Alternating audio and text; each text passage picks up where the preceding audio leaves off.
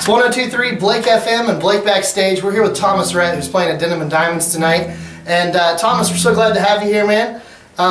What should people expect, coming out to the show tonight? What should they be ready for? Oh man, it's just it's a very energetic show. I like a lot of crowd participation. I usually pull people up on the stage to sing songs even when they're not ready. I love embarrassing people. Excellent. But it'll be cool to play here, man. I came here 2 years ago on the same tour when I was opening for Brantley Gilbert when he headlined this tour. So I actually filmed like one of my first music video at this club. Really? Which is pretty crazy. Yeah. So to be back, cool. so to be back here, headlining it, with a couple hits under my belt, with my band, it'll be a blast, man. It'll be very, very high. Well, speaking of having a couple hits under your belt, I mean, obviously you've been doing this for a while, yeah. And just had your latest song go to #1, but you've been doing the songwriting thing too. Would you rather be known as Thomas Rhett the songwriter or Thomas Rhett the singer or the performer? Both would be pretty awesome. I don't know. I started out as a songwriter, and writing songs is something that I will definitely do till the day that I die. Not everybody can have a career like George Strait and do it until you're 70 years old. And so this day and age, most artists have their time where they go, and they do their thing, and hopefully they can play shows for the rest of their life.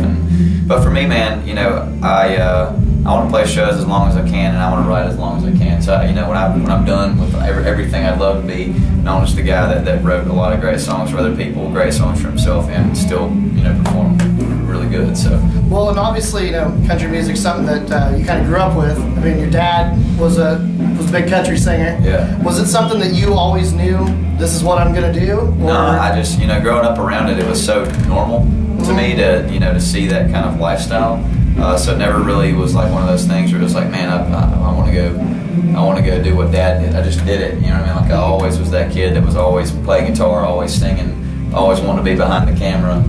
Always want to get on stage with him and do that thing. And so it never was I want to go be a rock star. It was like this is who I am. This is like what I feel like what I was born to do. So when I got to college, I started to really get real serious with writing songs. And at that point, I think I realized when I got my first cut on Jason Aldean's last record that I could actually do it for a living and be successful at it. So very cool. Well, if there's one song that you play each night that you had to say this is my favorite one to play, what would it be?